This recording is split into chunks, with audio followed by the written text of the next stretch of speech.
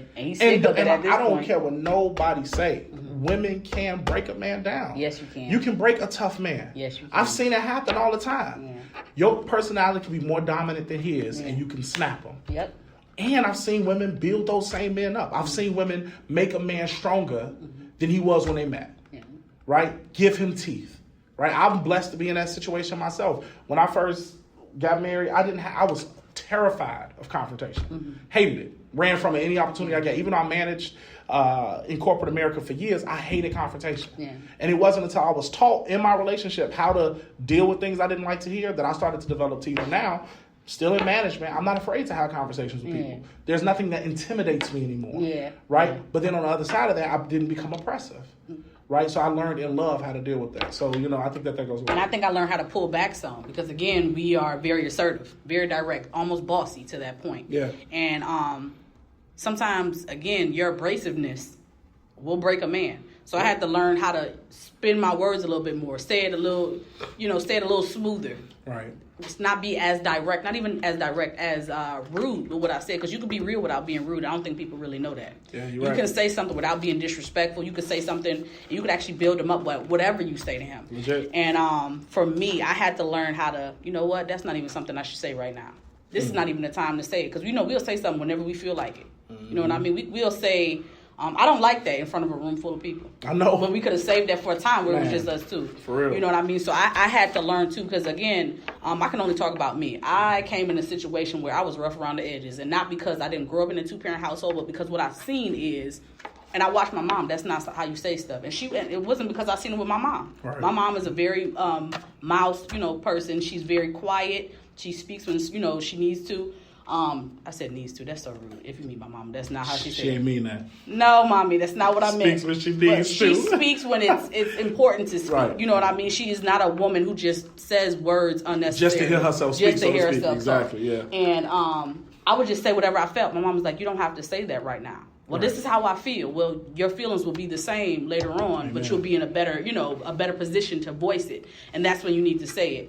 So I was never upheld in any wrong in my marriage, but what I will say is it took me, I've been married 8 years, it took me about 7.5 to get the fact that everything I say doesn't have to be rude, doesn't have to be disrespectful, it doesn't even need to be said. Right. Because half the time I'm saying it, he already knows what he did. You know what I mean? He got it.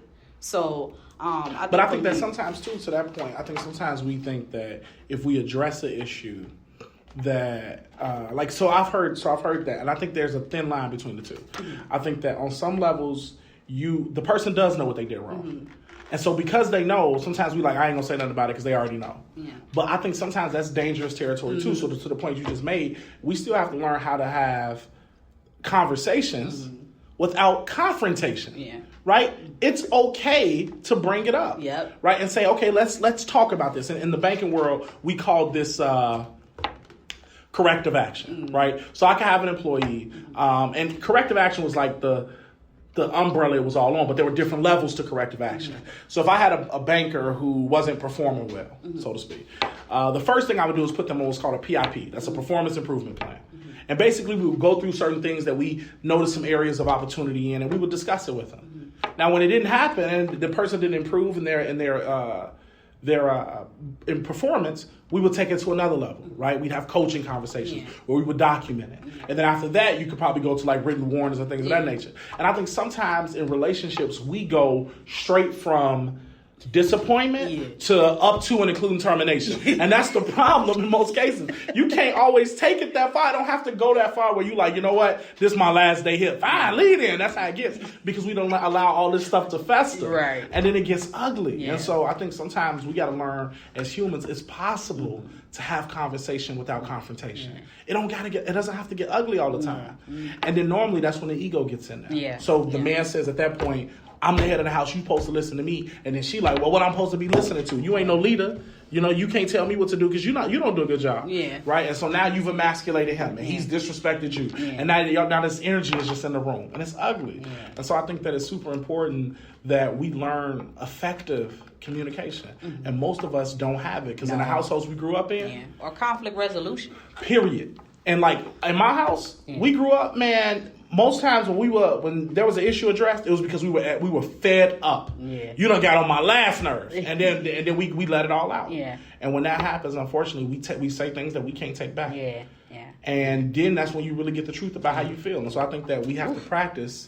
That's ugly. Saying what we really feel. Yeah, saying what you really feel after you waited months and months and months and months and months. One of my employees is telling me I'm good at that. Good at what? Probably talking about giving coaching conversations. But yeah, it took me years to get to that point where I, was comfortable having those necessary conversations. But where do we get to where we are able to take constructive criticism, though? You know what I mean? Because I can come to you and say, you know what, I really don't like the way you did this right here, right. And this question. makes me uncomfortable. And then you all in your feelings because I brought up something and I didn't even say it rude at that point. You know what I mean? I think for us, we don't know how to take constructive criticism. Well, I think that's true. It's always interesting. This is like a super thin line to me because I always hear people say that point, like, you got to be able to take feedback. Yeah. Normally, the people who say that are people who don't know how to give feedback. It's like you got to learn how to take it, but you don't know how to give it. I think you need some work here. And so it's like we have to get better with one. So two people have a responsibility. Yeah. One, I have to be good at giving it, and then you have to be good at receiving it. But if I don't give it well, I can't be mad at how you receiving it either. And if I don't receive it well, like if I blow up every time somebody say anything, then that's a problem. So both people got to work on their ability to give and receive, right? So I think that sometimes, as you mentioned earlier, you got to learn how to make a response without being rude. Mm-hmm. But sometimes people get in their feelings, and sometimes you may say like you could try to say something as nice as you can, like look. I know I get in my feelings. I do. I remember early on in our marriage, he was like, I would really like it if you would cook a little more, right? Uh-huh. Because like we would just always go out. Yeah. I started cooking, but every time I cooked, I slammed a pot, a door, or something. Like I did what you asked, but you was gonna hear the fact that I didn't like what you said. And mind you, wasn't rude what he said, but I took it as shade. So yeah, but again, it's about growth too, and I think a lot of people just don't want to grow. It's not even that they don't know how to. A lot of people just don't want to grow in their marriage, and I think that's why a lot of marriages end. Why do you think people don't want to grow? Because they don't want to grow with that person. Sometimes people get tired. You know what I mean? People get really tired of this is something that bothers me. This is something that bothers me. This is something that bothers me. They've said it enough, and then by the time you're ready to do it, I don't want to do it anymore. You know what I mean? And I think that's where a lot of marriages go wrong. I think people have voiced their opinions enough, and I think someone's not listening. It was some type of sign, there was some type of conversation, and they didn't take it as seriously as they were supposed to. So I think a lot of people get tired. I think a lot of people get tired. Now, some people, if you get married within the first 2 years, I don't think you tried enough. But I don't think waiting 10 years is a good thing either. Yeah, that's just I think a lot of people find themselves stuck in these relationships where nobody is submissive, nobody's respectful, and they're both disappointed.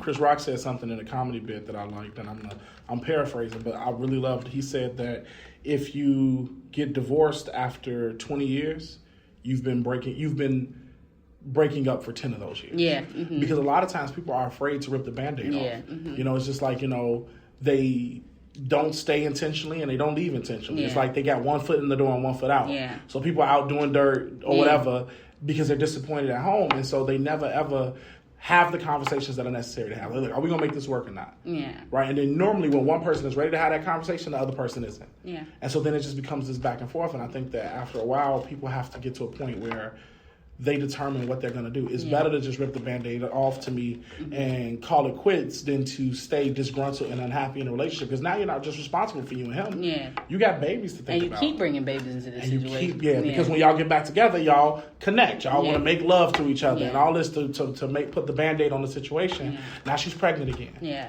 But the situation ain't been fixed. At all. So because the conversations are not there. Yep. So I think this was a really, really dope conversation, and I enjoyed it. I thank you so much for coming down. You came from very far to come and have this conversation with me. I was excited and nervous all in one. So this concludes our episode of Drink Some Tea.